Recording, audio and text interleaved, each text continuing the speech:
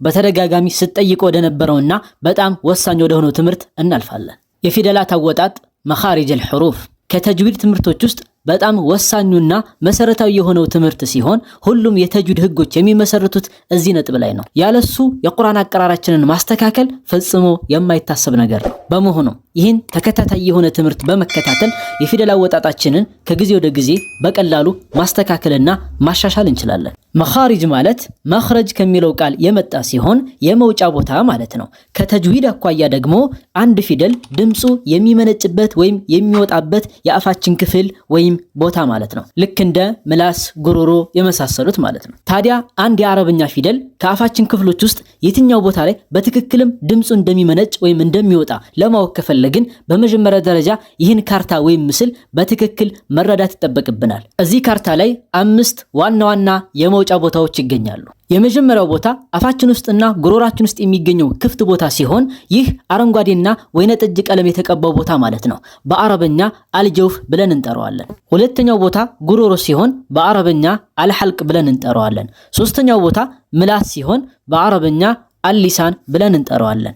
አራተኛው ቦታ እነዚህ ሁለቱ ከንፈሮች ሲሆኑ በአረበኛ አሸፈታን ብለን እንጠራቸዋለን። አምስተኛውና የመጨረሻው አፍንጫችን ውስጥ የሚገኘው ክፍቱ ቦታ ሲሆን አልኸይሹም ተብሎ ይጠራል። ታዲያ እነዚህ 5 ዋና ዋና የመውጫ ቦታዎች ከስራቸው በርካታ መውጫ ቦታዎችን አቅፈው ይዘዋል። እነዚህ ቦታዎችም መኻሪጅ ተብለው ይጠራሉ።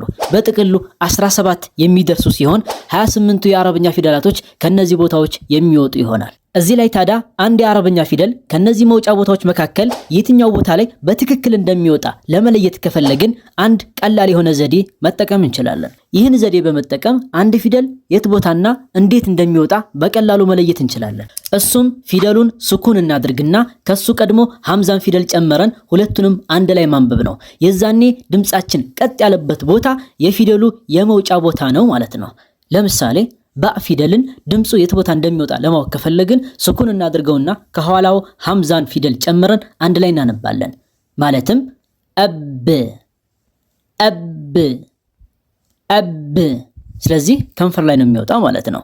ቃፍ አቅ አቅ አቅ ወደ እንጥል አካባቢ ነው የሚወጣው ማለት ነው። ሲን አስ አስ አስ ምላሳችን መካከል አካባቢ ነው ማለት ነው።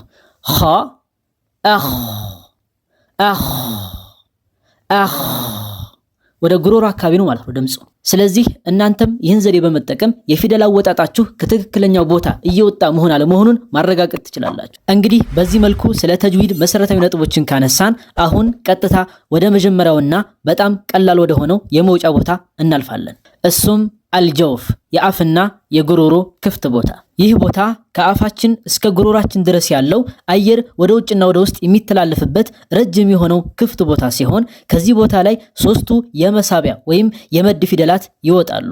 እነሱም አሊፍ፣ ዋው መድና ያ መድ ናቸው። እዚህ ላይ ታዲያ ዋውና ያ ፊደል ላይ መድ የሚል ቃል ጨምረናል። ምክንያቱም የመድ ያልሆኑ ዋውና ያ ፊደል ስላሉ ነው። እነሱ ደግሞ የመውጫ ቦታቸው ከነዚህ የመውጫ ቦታ ስለሚለይ ነው። ታዲያ እነዚህ ሁለቱ ፊደላት የመድ የተባሉበት ምክንያት ምንድነው ከተባለ ዋው ፊደል ራሷ ስኩን ሆና ከሳ ቀድሞ ያለው ፊደል ሐረካው ዶማ የሆነ ጊዜ ሲሆን ያ ፊደል ደግሞ ራሷ ስኩን ሆና ከሳ ቀድሞ ያለው ፊደል ሐረካው ከስራ የሆነ ጊዜ ብቻ ነው። ከዚህ ውጭ ከሆነ ግን የመድ ፊደል ተብለው አይጠሩ። ታዲያ አሊፍ ፊደልን የመድ ብለን ያልጨመርንበት ለምንድነው ከተባለ አሊፍ ፊደል ሁሌም የመድ ፊደል ሆኖ እንጂ ከዛ ውጭ ሆኖ ሊመጣ ስለማይችል ነው። ስለዚህ እነዚህ 3ቱ የመድ ፊደላት የሚወጡበት ቦታ ከዚህ ከአፋችንና ከጉሮራችን ክፍት ቦታ በመሆኑ እንደሌሎቹ ፊደላቶች የሆነ የተገደበ ወይም የተለየ ቦታ ላይ የሚወጡ አይደሉም። ይልቁንስ ከጉሮራችን አንስቶ እስከ አፋችን ጫፍ ድረስ ያለው ክፍት ቦታ ላይ የሚወጡ ፊደላት ናቸው። ለምሳሌ ቃለ ቃለ ስንል አ የሚለው የአሊፍ መድ ድምጽ የሚወጣው እዚህ ቦታ ላይ ነው። የቁሉ የቁሉ ስንል ኡ የሚለው የዋው መድ ድምጽ የሚወጣው እዚህ ቦታ ላይ ነው። ወቂለ ወቂለ ስንል ኢ የሚለው የያ መድ ድምጽ የሚወጣው እዚህ ቦታ ላይ ነው።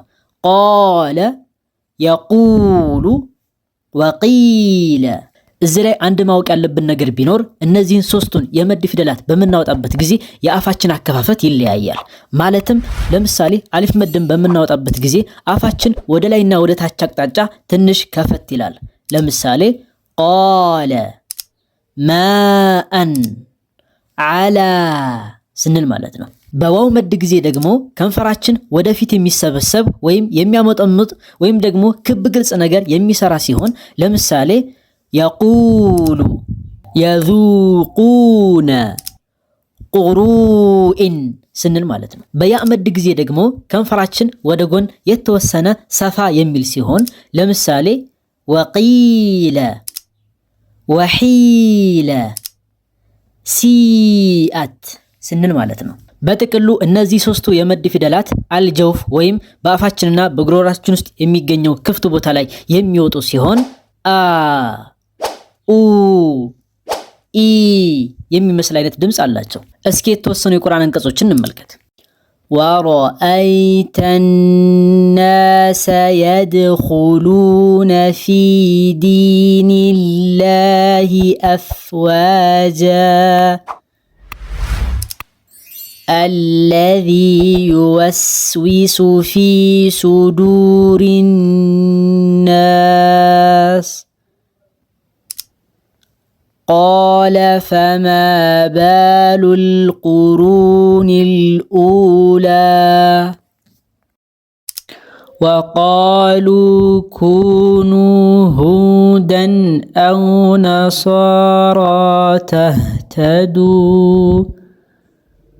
ቁል በል ሚለተ ኢብራሂመ ሐኒፋ